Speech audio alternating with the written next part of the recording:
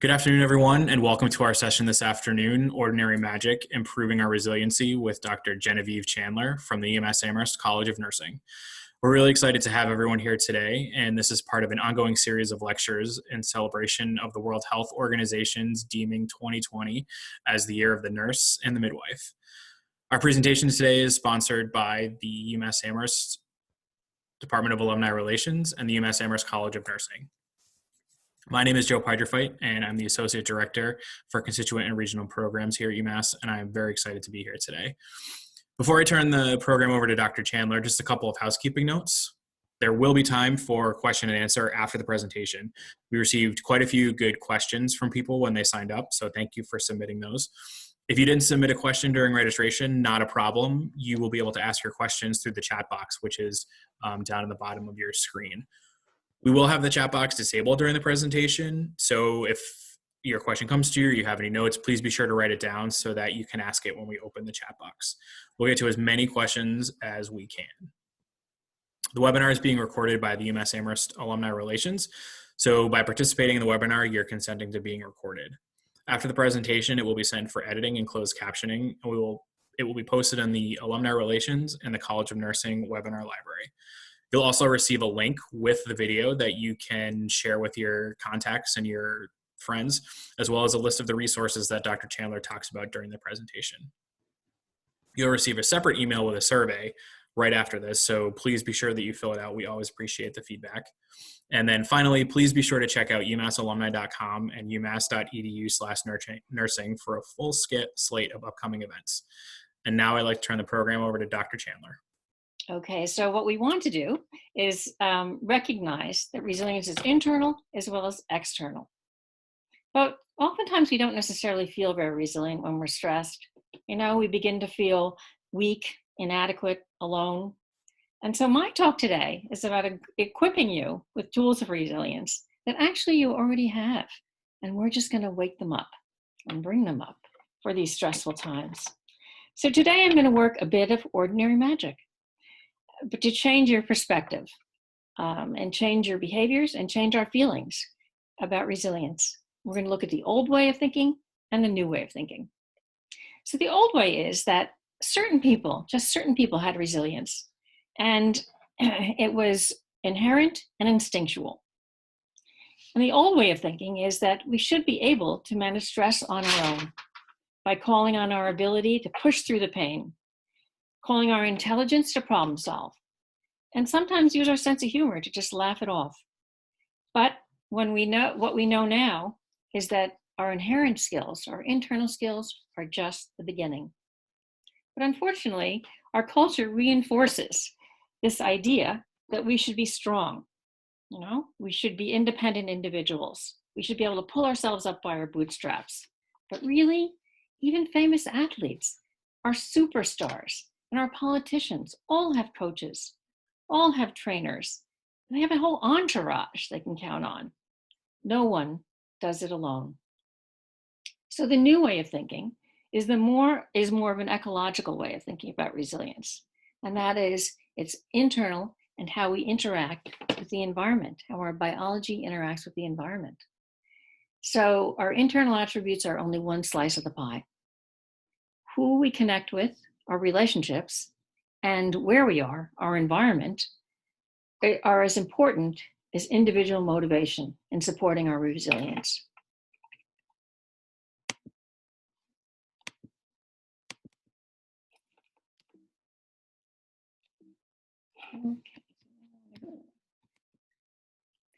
So our success is a product of how others provide us with what we need to survive and thrive.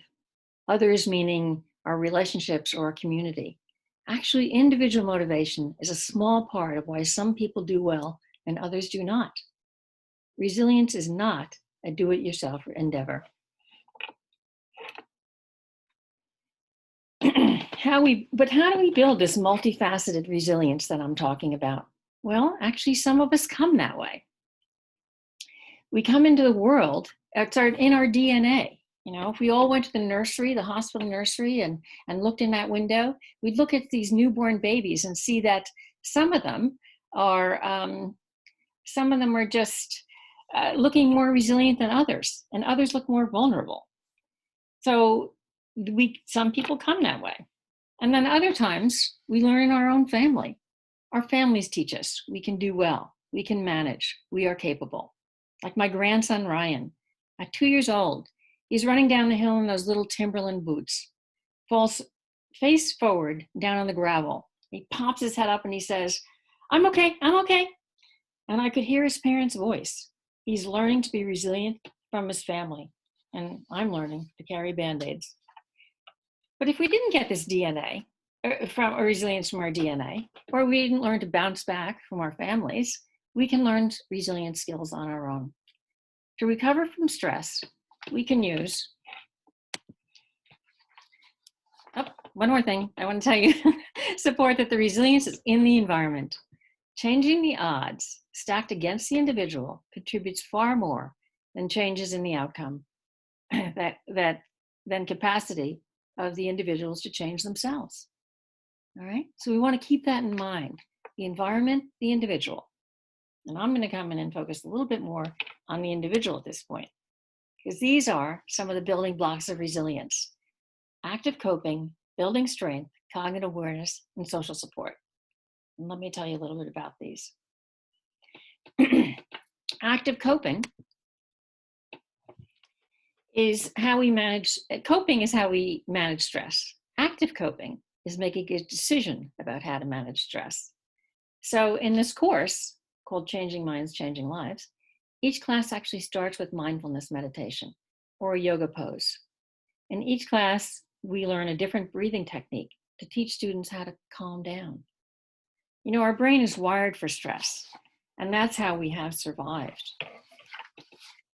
I'm gonna just make this a little bit smaller here. Okay.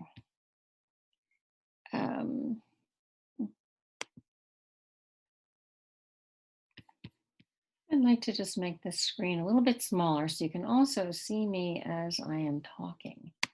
Let's see if we can do it. There we go. So our brain is wired for stress, and that's how we've survived, actually. Our brain's still like the caveman, all right? The cavemen always had to be on. They were looking out for predators, they were making sure the home fires were burning, and they're hunting and gathering food for their family. Well, that worked really well then. And I can tell you still, our stress brain is a well-oiled machine, which is why at the end of the day, sometimes we sit down on the couch and we can't sit still.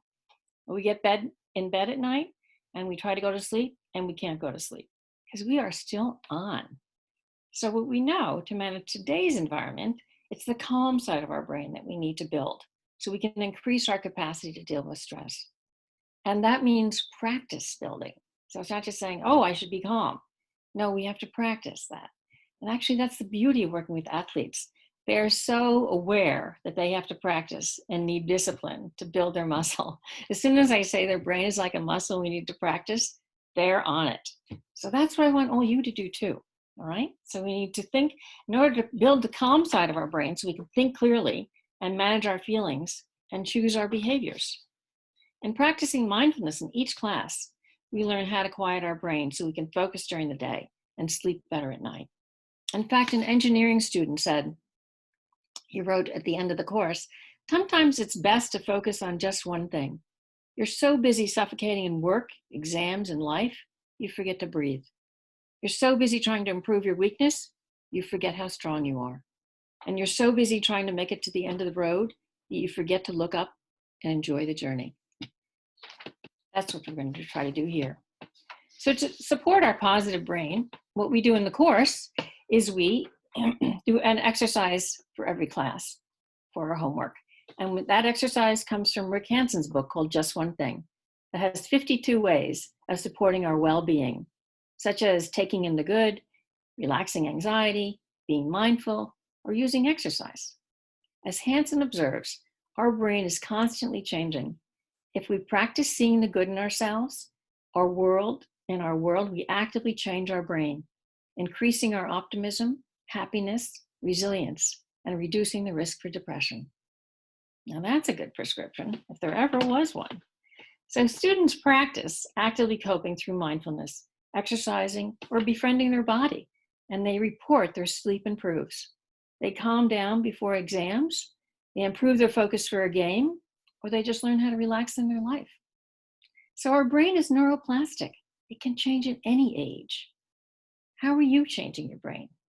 Why not start now? At the end of the course, an athlete writes, you know what? A few times a day now I stop. I take a few seconds, tune into what's going on beneath the surface, and catch up with myself. Now there's a smart young woman. So what are you doing to actively cope? What has worked before? That's what you want to look at. What's worked before in your life? And what new tools can you add? Well, consider practicing mindfulness, yoga, regular exercise, or how about building your strength? Before I get there, though, I want to just talk about that briefly about our brain has a negativity bias. And so that's that brain that's always aware and always on for stress. And so we really know how to do that already. Hansen says our brain with negativity is like we get something negative and it sticks to our brain like Velcro. And I know what he's talking about. You know, if I'm teaching a class of 62 students and 2 students say, they didn't like it that much, I obsess with what the 2 students say. I don't even think about the other 60. So really, we have to practice. And some people say it takes 3 good things to balance the negativity. So we have to take in those compliments. Hansen says they just actually, when compliments come in, it slides off our brain like Teflon. So we have to make a considerable effort to take that positivity in. And then once we hear that compliment, like really, I love this class, we have to notice how our brain responds and how our body responds, right? We should let that positive experience flow from our brain through our body like maple syrup, just slowly, and feel what it's like to take in the good. So the second ABC is build strength. And building strength, Rath talks about in the Strength Quest, from cradle to cubicle. In our society, we spend more time on shortcomings than we do on developing our own strengths. And as a resilience researcher, I can tell you it's more effective to build on strengths rather than try to correct problems. In fact, from neuroscience, we know that our brains are actually more responsive and socially engaged when people ask about our strengths or our achievements. It changes the game. That's a default network. On the other side of the brain, if you start asking about problem solving and logic and what are your goals, your brain closes down some. All right, so let's just start thinking about strengths. In fact, organizational consultants came up with this in the beginning. Cooper Ryder and his team, they went into a business as an organization consultant, and the business wasn't doing that well, and they asked them for help. So he came in and they asked the managers about problems, they asked the customers about problems, they asked the staff about problems. And what did they get? A list of problems, but no solutions. And they also noticed as they kept asking, what's wrong here? What's the problem here? People started responding less. They started getting more down. They started getting more disinterested and had a decreased energy. So Cooper Ryder's team got back together and said, what can we do here that's different? And they came in and asked about, well, what's worked here in the past? What are moments that work here now? And what would you like your future to be? And that's when we saw a difference. And that's called appreciative inquiry. When we ask about what's working, what we appreciate what's going on, rather than ask about problems. Now, I work with some of the strongest people on campus, the men and women on our campus, yet few know their psychological strengths. Oh, students come in with the ability to push through pain, no question about that. They have an I got this attitude. It's kind of macho. And since they've been trained since first grade to overcome their weaknesses, they're well versed in proving in what they can't do well. Yet pushing through it is very wearing on the brain and the body. As Darwin observed, it's not the strongest that survived, it's those that can adapt. We teach adaptive resilience. The old way of thinking is we're feeling stressed, so we go right to what we're not good at and what we can't do, and we try to improve. Yeah, that's the usual, right? I'm sure you recognize it. The new way of thinking is start with strength by asking yourself, what am I good at? Even though you have these problems coming at you, you think, wait a minute, what can I do well? What can I do that works here?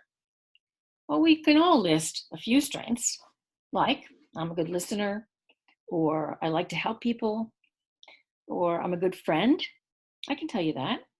And that can work. But often we don't even know what our top 5 strengths are. And we don't have a language to describe them. So I actually have my students take a strength assessment. And they take the strength quest here. And some of us have done this already. Take the Strength Finder. Really important. Or for free, you can go on and take the Values Inventory Survey. And that tells you your top 5 values. And those are good to know too. So once we know these 5 strengths, then we can have them in our back pocket and pull them out when we hit a bump in the road. So, for example, like last summer, Haley was taking our resilience course in the morning, and then she was headed for Boston to a job interviews in the afternoon. She was really anxious and apprehensive about if she had the required skills for this job, how it was going to work out, how she's going to come across. And then when the interviewer said to Haley, well, tell me what you bring to this job. She thought, well, I bring my 5 strengths. And she told her. And she said, well, I'm a relator, I'm an achiever, I'm a learner, I'm a harmonizer, and I'm a competitor. And then because we had check in every class on our strengths and we write stories about them, Haley said, let me tell you how I'm an achiever, how I'm a competitor. And Haley gave examples. Well, at the end of the interviewer said, okay, the interview's over. But can I ask you, how did you do that? That was impressive. And Haley told her about our class. So when stressed, start with strengths. Ask the question, what am I good at? That can change your thinking. And that's the next one. So we have active coping, building strength, cognitive awareness. Cognitive awareness is consciously recognizing your thinking that automatically kicks in when faced with stress. We do it, we all have it. We call it catastrophizing, how we automatically visualize the worst situation. Let's say as a student, you get a poor grade on a quiz, and you instantly think, oh my gosh, I'm going to fail the exam. I'm going to fail the course. I won't get my major. I'll get kicked out of UMass. That happens in 30 seconds. As I said, we all do it. I do it too. When the dean's secretary calls and says, the dean wants to see you, can we set up a time? I'm thinking, oh my gosh, what'd I do? And right away I start thinking, it doesn't matter what dean it is. I just start thinking, oh my gosh, what happened? And so I immediately catastrophize. But we don't really need to do that.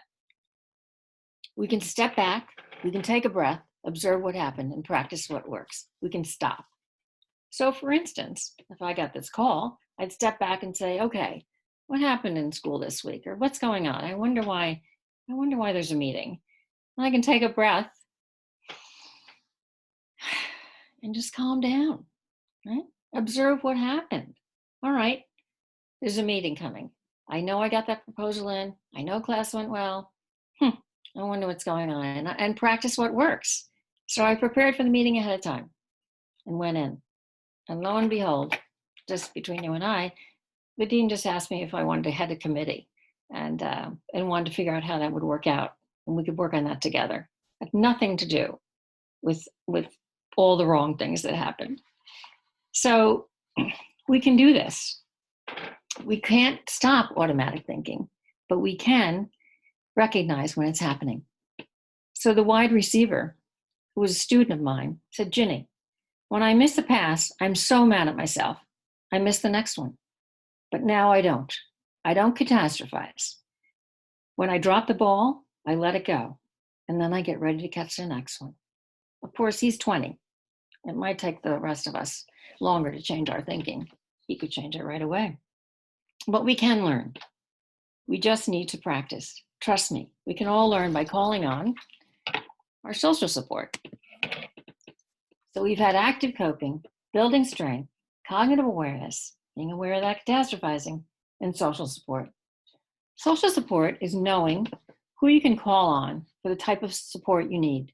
Do you need someone to listen to you? Do you need someone to lend you money? Do you need someone to come over and help out? Well, those are different kinds of supports. So there might be different kinds of people. It's worth thinking about ahead of time. Do you need emotional support, instrumental support, informational support? Well, I have my students actually make a map, a mentoring map, we call it. And they list out people who they go to for different things. So they have those in mind. So they keep in touch with those folks. And so they know how to thank them when they've gotten that kind of support. So the new way of thinking then, the old way of thinking is, oh my gosh, I got a low grade, a poor evaluation, or I missed that pass. I can't tell anyone. I'm just going to manage this on my own. The new way of thinking is like survivor shows. Call in your lifelines. Reach out to your friends. Reach out to a mentor or a coach. Remember those star athletes and entertainers like I talked about in the beginning? The ones that had the whole entourage? You have a team too. As strong, independent athletes have said at the end of the course, you don't have to go through this alone. Recently, a student wrote, this course helped me build friendships and that I would have had. I would never have had the courage to make. And it gave me skills I needed to get through the darker and more difficult times that were ahead of me. Well, we can do that too. Social supports are those relationships that are families, friends, mentors, and moms. Just gonna come back here for a sec. So, in addition though, this is cool. When you organize your social supports, you can actually change the system, the bigger environment, the community. You could actually change UMass. That's a big system. For example, last summer, when I was teaching the resilience course, the football players started lifting at 6 a.m. over in the Football Performance Center. And that's about 2 miles from class. So class was at 9. So by the time they lifted and showered and changed and walked in 90-degree weather over to the classroom, they didn't have time to eat breakfast. Now, how am I going to teach them if they can't eat breakfast? So they told me the problem. And I thought, oh my gosh, well, I can call scheduling, but I know that will take a little while.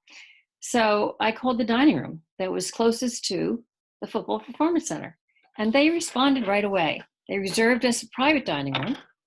And that way, the players could just take their showers and come across the street and grab their breakfast.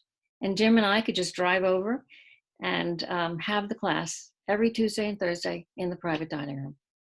What was really cool is the guys held each other accountable. They'd say, well, no, you got to get here for breakfast beforehand. You can't eat breakfast in class. And so that's nice too, holding people accountable for their social support. And I only got one $72 ticket for parking in the wrong zone. But hey, that's UMass. It was worth it. So resilience comes in many forms. In my first study, looking at adolescent resilience, the literature said adolescents who were resilient had good grades, they had good attendance, and they had extracurricular activities. Well, the problem was I was studying a low-resourced urban community where the students did not have such good grades, where there wasn't such good attendance. And in fact, they had to have after-school jobs. They did not participate in extracurricular activities. But they too, when I asked, thought they were resilient. So I thought, this is different. This is different than what's out there. So from the results of the study, I created, and I'm just going to show you one more slide here. I created the resilience continuum. This is really good to know that our resilience can be either health defeating on one end, as we see here, or health promoting. So these kids I was working with in the inner city school, well, they thought they were resilient, but they experienced mistrust and fear of their environment, and rightly so.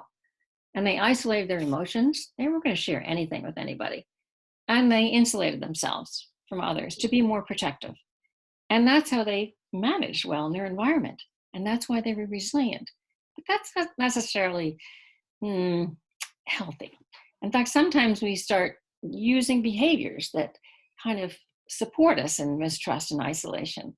Maybe we start smoking or drinking or drugging. And those behaviors initially make us feel like we could be more resilient. That's how we respond to stress. So what I did was I stopped calling these risk behaviors like we do in healthcare all the time. And I started calling them resilience behaviors. They just weren't health promoting. But if you moved up the continuum, right, if you moved toward the other end, toward health promoting resilience, where you could develop trust and feel more secure, and you're connected to others and open, where you're using the ABCs, right, you could become more resilient. And what I found is that by not using the term risk behaviors, we could stop shaming and blaming folks.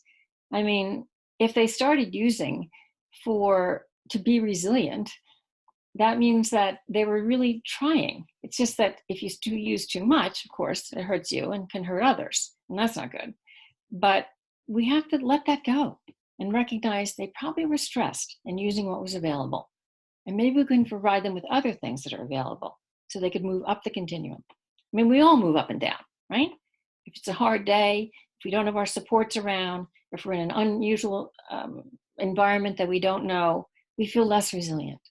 But then if a friend walks in, if we see, that they know who we are and we start feeling good, we start moving back up the continuum.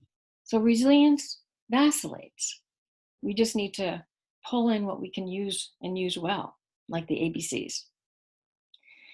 So one can move up and down this continuum, and we can pull in these new tools that we have. Now, you probably noticed at the end of every ABC I talked about how, let me come back here and come big. I asked you questions. I said, so how do you actively cope? How do you build your strengths? What are your strengths? And in class, I actually have students write them down. Writing, well, just talk to me. On the chair of the writing committee at UMass, but writing is a miracle drug. In fact, the editor of the American Medical Association years ago said if writing could be prescribed, we could charge it, that would be a new silver bullet drug. So I have the students write their answers when I ask about strengths or I ask about catastrophizing. And then they write a story about it. They tell me how they've used their strengths or what they can do well. And then they read to each other their stories and they learn from each other. They learn that we all have strengths and we all have struggles. And they become more connected and they feel more similar to each other and they respect their differences. So it's a good idea to write things down. And when we do write things down, then, we get the ideas out of our head, down our arm, out our hand, and onto the page. And then we can look at how we're doing. And if we don't like it, we can reauthor our story. We can change, right? So it really helps to put it before us. But student stories, let me tell you, are really inspirational. But that's for another presentation. We're going to have to arrange that. But right now, let's end by hearing from a student who took the course this summer. So when Jim and I, a fellow that I teach with periodically, he's one of our counselors. When Jim and I are walking out of the course, we said, I wonder what the students are getting out of this. I mean, we got a sense from the course what they're getting out of it, and we knew from their stories, and we certainly heard it in their final presentations. But we thought, well, let's ask somebody. So we asked Jermaine. We said, hey, this was unplanned, very spontaneous. Can you tell us what it was like to be in this course? And this is what we heard. Now, he was a quiet student, so I didn't know what was going to happen. But here's what happened.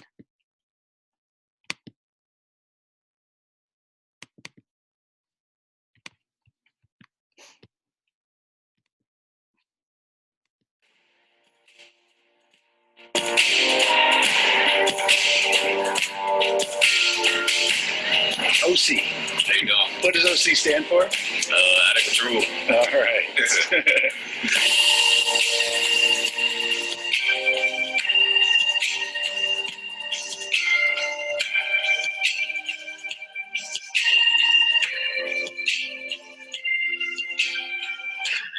take me back to when you arrived here on campus, before the class started. What was your state of mind at that time? To be honest, scared. Just coming 7 hours from Washington, D.C., far away from home. Not really knowing anybody. Just confused on why I actually belong here, why I should be here right now. Coming into you guys' class, I feel that could be that introduction to Massachusetts for me, introduction to UMass, and actually like opening up to meet new people. My experience in that first class, like it really opened my mind to the people around me. Of course, they were mostly my teammates. It just gave me a better understanding of who my teammates are and who I was playing with on the field. To be honest, in the beginning, I didn't really talk at all. I was just that one quiet person, just like a loner a little bit, not really wanting to talk to anybody. They give you that better connection with the people around you. I have no problem going into a personal conversation with you guys and telling you about my past, because I believe to actually overcome the past, you got to talk about the past and be able to like share it with others.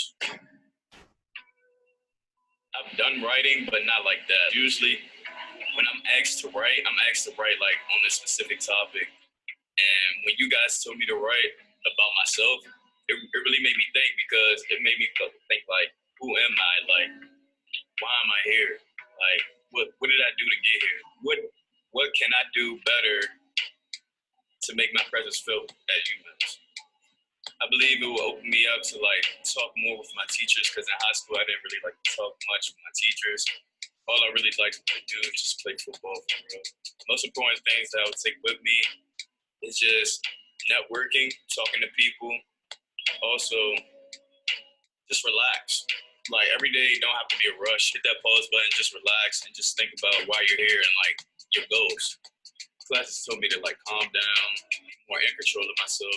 Also be able to like open up to people, like see people, like see others like point of view, be able to reach out to them and talk to them. I'm a humble guy. I like to help people.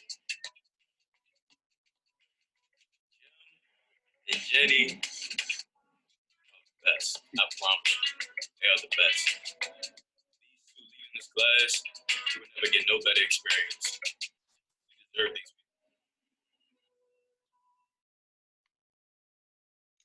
Honestly, I couldn't have written that script better myself. That was a nice surprise. So I've always wanted to say this, but Joe, back to you.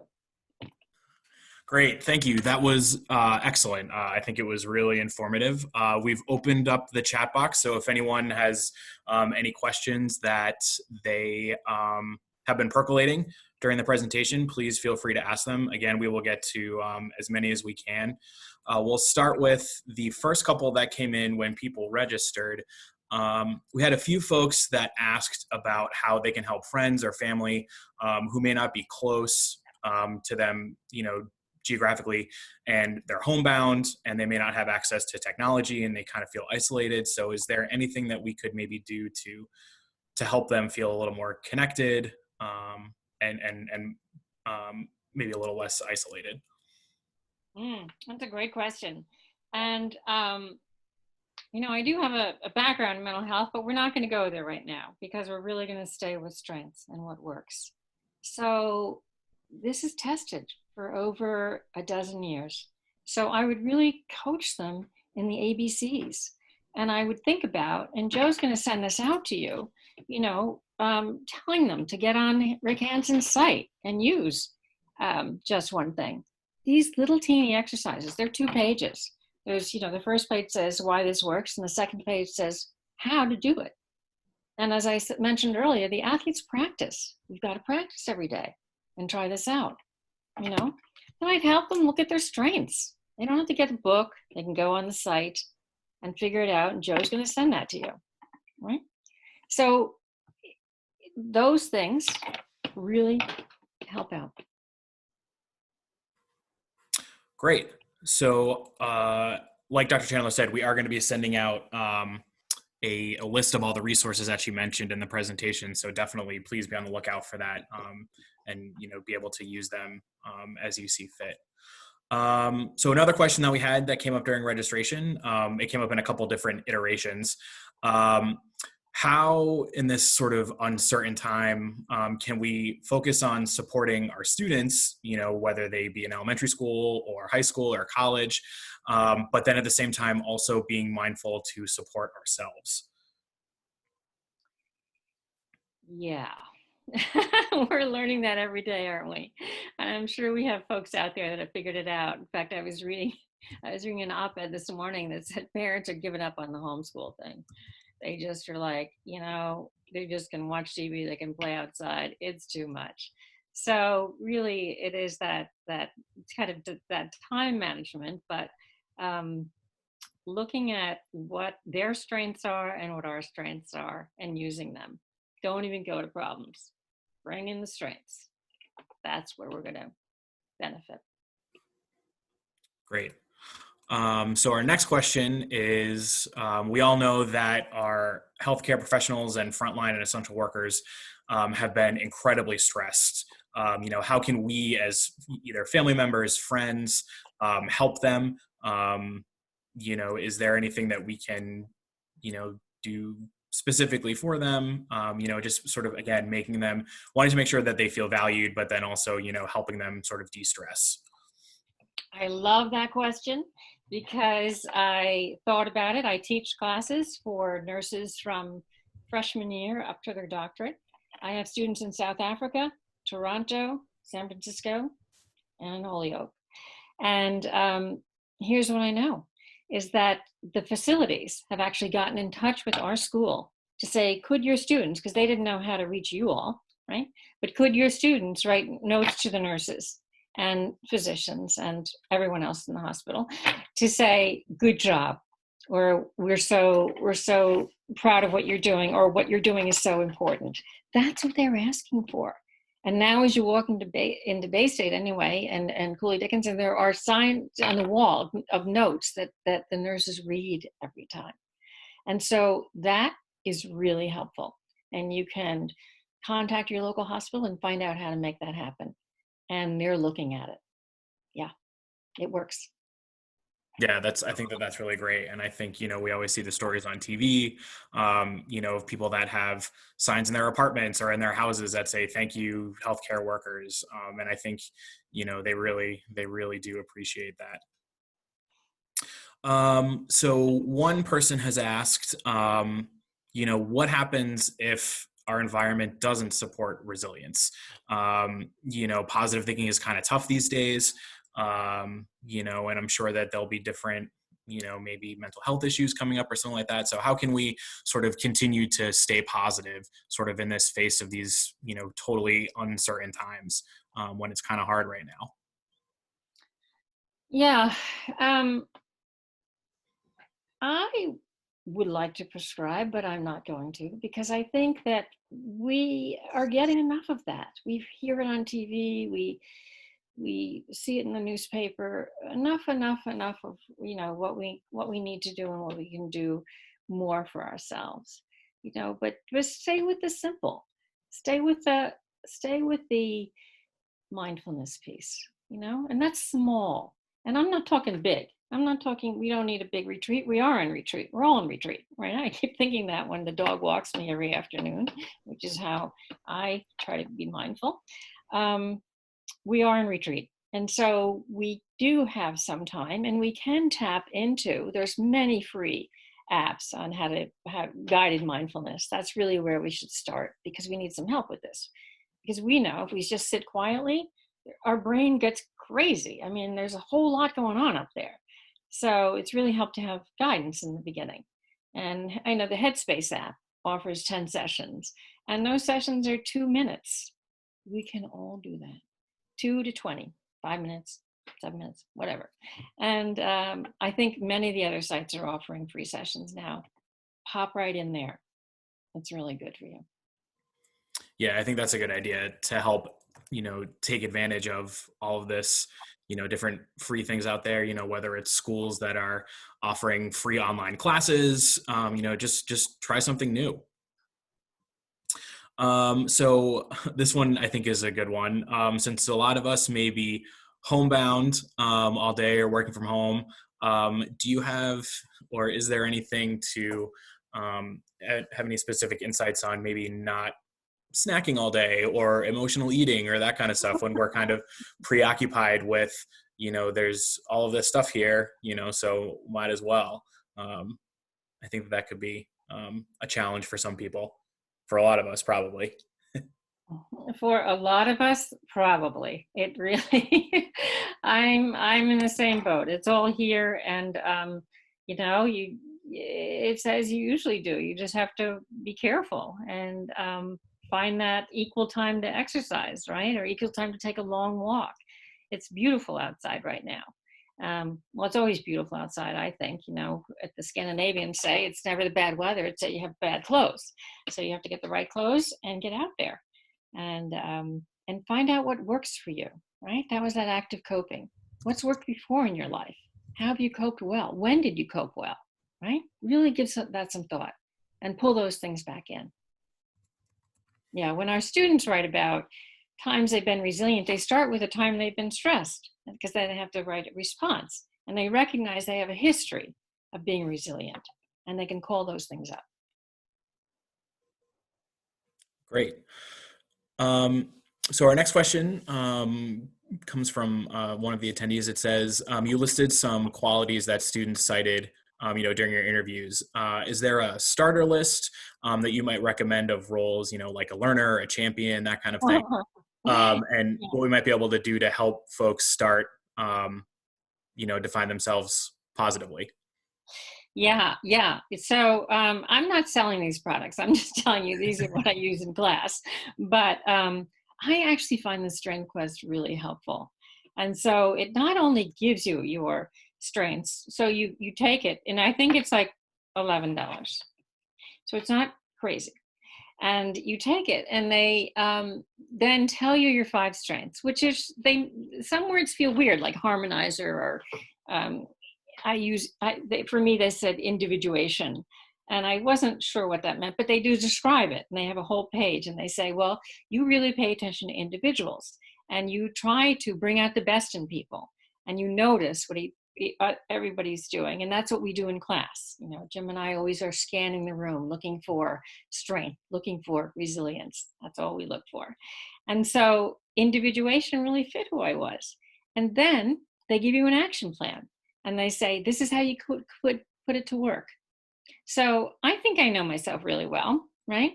But one of my strengths is relator, but I also can be kind of shy.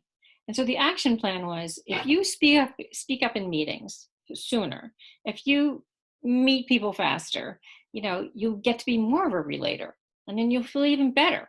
So I actually tried that. The next meeting I was like, so who has an opinion? Hand went up, and people started talking to me more, and people started knowing more who I was, and I did feel better. So I really suggest something kind of official like that. Don't just do it on your own.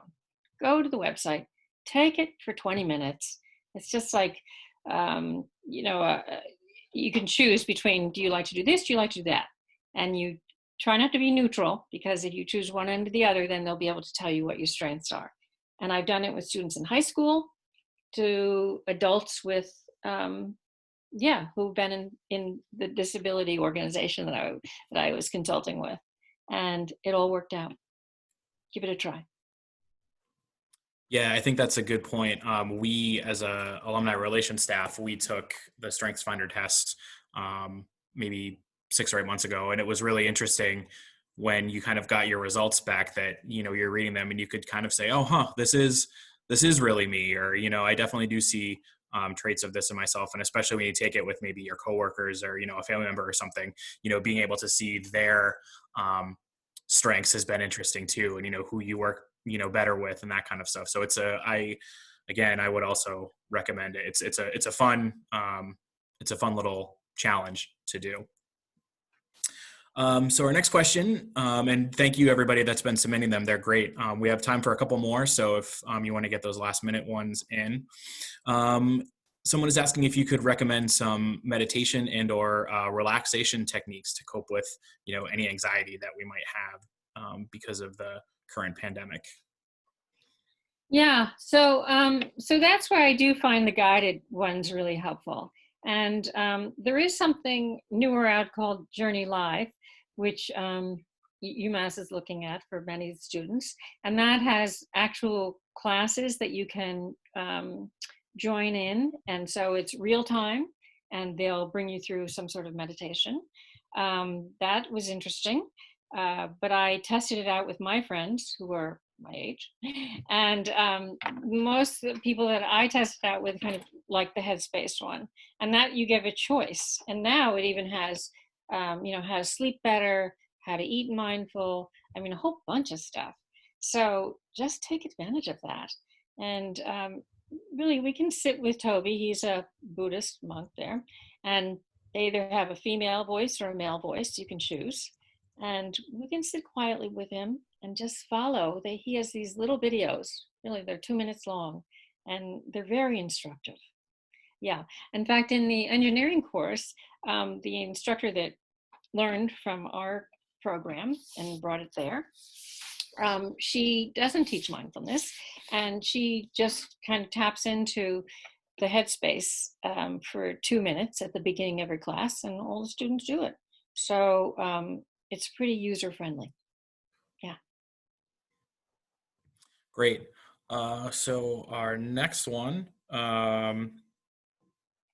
is actually focused a little bit more on academics, and I think a lot of us are curious about this. How again, sort of talking with our students, how can we support them better with remote learning? I know we kind of talked about this a little bit earlier in another question, but I don't know if there was anything specific for remote learning that you might think would be helpful. Well, I've been using remote learning for a dozen years, and it started with what was it called? PictureTell or something. We just sent things back and forth, and I had 3 sites. I had one in the Berkshires, one in Boston, and so it's gotten a whole lot better. And I would recommend, as I do in all my classes, is be as much yourself as possible, and let them feel like they're in the room with you. So, in fact, this morning I told my students that I have 2 online classes that I fortunately started in January, even though I was complaining that I had to teach 2 online classes. By the time this happened, we were experts at it. So it's worked out well. And I said, the last class, we're going to do just like an in-person class. I set up a wiki so they could all sign up and drop in. So I put drop-in times, a couple of days a week, Monday and Tuesday, I think, and we could come in and just talk about what we learned from the class, our accomplishments, and our next steps in the program, just like I would do in person. Chances are I'll have a little cheese and crackers here, a little toast, and I'll toast my students just like I would in person. So it's really bringing what you do well right into the online environment. And students pick it up. They love hearing from you. Yeah. Great. Well, these have all been really excellent questions. I think we have time for one more. And the last one is, how can we continue to stay mindful, kind of once all this is over and we're sort of back to normal, whatever that new normal may be. Do you have any kind of tips or tricks to kind of, making sure that we keep this a habit of, taking some time for ourselves and that sort of stuff? I know. What a good idea. Yeah, I think it's like the students holding each other accountable, so you check in with each other. And that is what we've seen improve in the course, that they're persistent and that they want to do well, and their sense of belonging, that belonging, that social support is so key. We know from Judith Pinkster's video on that is what keeps us the most healthy. So it's not our dental exams, although good. It's not what we eat, although fine. It's really feeling like we're with other people. And so that would be important. And then have those friends help us stay the way we'd like to stay. I was thinking about that the other day. I bet, when I get back to my big life, that I'm going to miss this quiet, small life. And I do want to keep that in my life. So yeah, we all have to work together on that. It's a good idea. Yeah, I think you're right. I think we'll all have to work together and just kind of making sure that we all sort of stay mindful, and make sure that we continue to reach out to each other. Even if it's just a text or a phone call or a FaceTime or a Zoom, I think that'll really help. Well, we're coming up on just about 5:01, so we want to make sure to be respectful of everyone's time. So again, thank you everyone for coming today. Thank you so much, Dr. Chandler, for your time. I think I speak for everyone when I say that the presentation was great. And then just a reminder, we will be sending out an email with all of the references that Dr. Chandler talked about during her talk, so that you can check out the books or the websites, because I think they're a really, really great resource. Again, don't forget, we have a survey that will follow this, so please, again, fill it out so that we can get some great ideas for upcoming education and programs. And again, on behalf of the College of Nursing and Alumni Relations, thank you all so much for coming, and we're looking forward to seeing you at another event soon. Take care. Thank you, Joe. Bye now.